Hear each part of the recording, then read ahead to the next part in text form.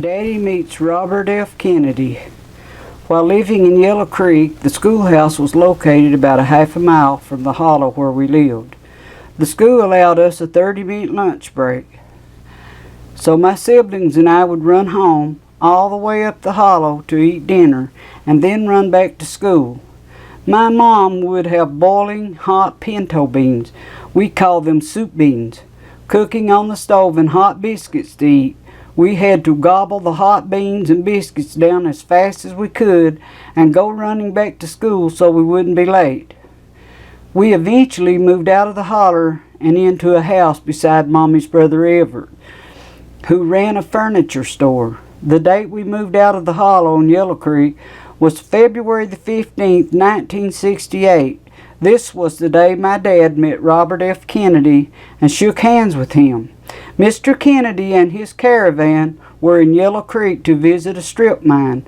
My dad was so pleased that he had gotten to meet Attorney General of the United States, Robert F. Kennedy.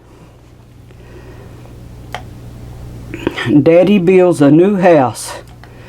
Grandpa Poppy, Daddy's father, deeded Daddy a nice level piece of land in the bottom area just down the hill below his house on Hills Branch in Knott County, Kentucky. Daddy began making plans to build us a new house there. We temporarily rented a scary little old house just across the road from the spot where Daddy was preparing to build our new house.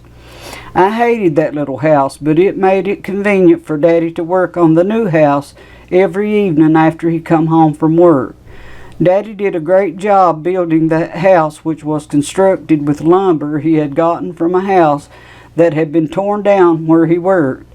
When the day finally came for us to move into our new house, we all had to do was move our furniture across the road.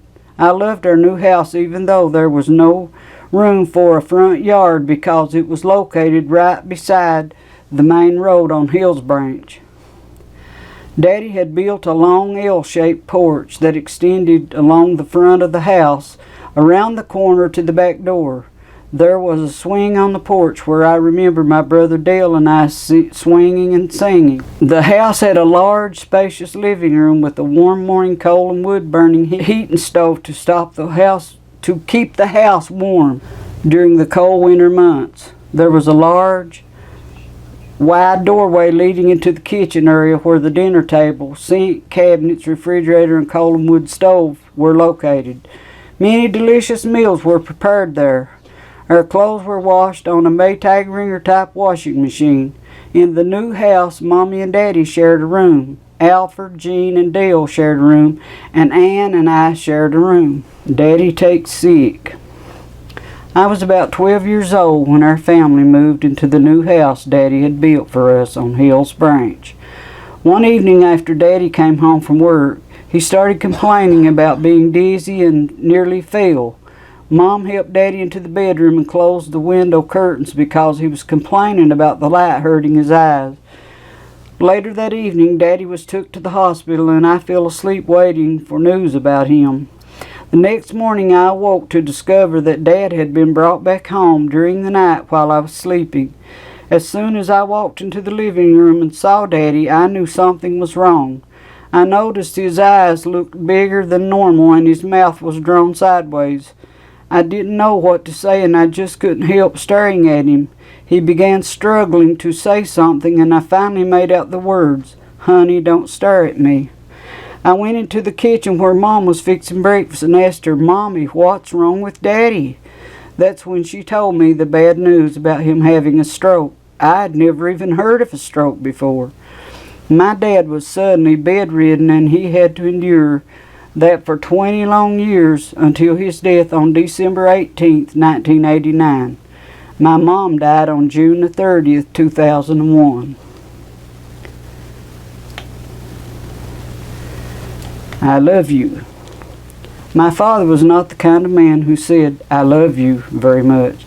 It seems some men are afraid of those 3 words, but I remember hearing my dad say it to me one night while I was sitting up with him. He had gangrene in his toes and was in so much pain that he could not sleep. We were taking turns sitting up with him, and I was sitting there playing Yahtzee, trying to be as quiet as possible, when I thought I heard him say, "I love you." At first I was not sure what he had said, so I asked, "What did you say?" And then he repeated the words, "I love you." I told him, I said, "I love you too, Daddy." He began to cry and told me I'm not going to make it. And I told him, "Yes, you will. Everything will be okay. I will never forget that as long as I live." Maybe tomorrow. My grandpa Poppy lived just above us on Hills Branch. After my dad got sick, Poppy would walk down to her house every day to check on Daddy. Sometimes I would be in the kitchen washing dishes when Poppy came strolling in with his cane up and down, saying in a deep voice, "Who's that banging on those pots and pans in there?" Then I would answer, "It's me, Poppy. I'm washing dishes. Do you want to help?" His reply would always be the same, "Maybe tomorrow, maybe tomorrow." My Poppy was a sweet old man, and I loved him very much. One day he asked me if I would cut some bushes out of the ditch beside the porch leading to his house. Of course I told him I would. I worked all day cutting those bushes out of the ditch. After the job was finished, I expected Poppy to give me at least $5 or $10 for all the work I had done. But I was very disappointed when he pulled out his little change purse and said, "Here's a big shiny penny for you." I was only 12 years old at the time, but I deserved more than a penny for that job. Grandma Nervy. While living on Hills Branch, my step-grandma, Minerva, or Nervy as we called her, would often walk down and visit with us. Nervy was one of the sweetest and kindest old ladies I have ever met. More times than not, when Grandma Nervy came to visit, I was doing housework and she would say, "That poor little thing works all the time," but I really didn't. It just appeared that way to her. I remember one cold frosty morning when Nervy didn't come down to visit and I couldn't see any smoke coming from her chimney. I told Mom that I was worried about Nervy and was going to walk up and check on her. I knocked on her door several times with no answer, so I walked over and peeped through the window.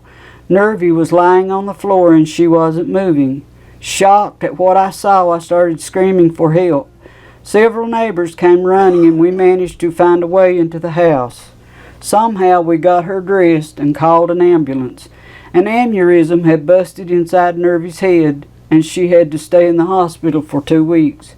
She was lucky to survive. I was so happy the day she finally got to come home. I truly loved that little old woman and I still miss her to this day. My banana back. While we were living on Hills Branch, my mom bought me a bicycle, a banana bike, as it was called because the seat was shaped like a banana. I rode that bike every day up and down the road. One day I wasn't watching what I was doing, and right into the creek I went. I crashed my bike, skinned myself up pretty good, but was not seriously hurt. I got right back on the bike and rode it day after day until it finally tore up. There was an old lady who lived in the head of the holler whom we bought eggs from. After her husband got sick and had to be put in a hospital, she was afraid to stay in her house alone at night. Mommy's solution was to have me and my brother Dale take turns staying with her at night.